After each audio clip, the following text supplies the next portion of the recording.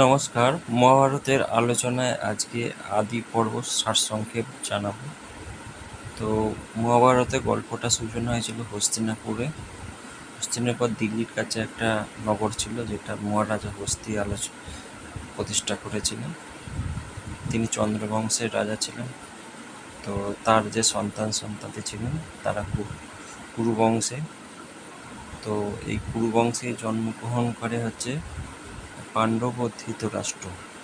ধৃতরাষ্ট্র ছিলেন জন্মান্ধ, তো তাই জন্য তিনি পাণ্ডবদেরকে সিংহাসন দিয়েছিলেন।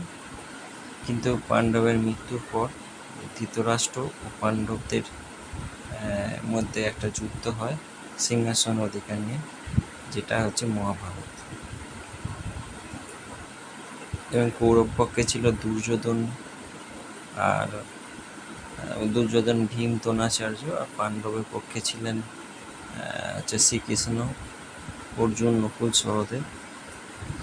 এই হলো মহাভারত। তো এর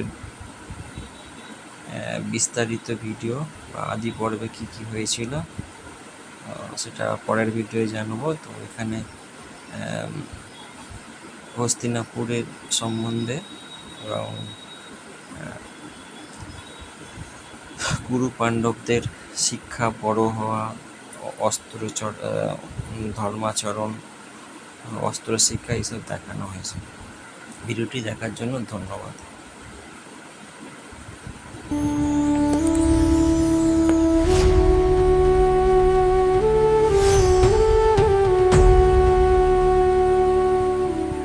ভিডিওটি যদি ভালো লাগে তবে লাইক এবং সাবস্ক্রাইব করবেন।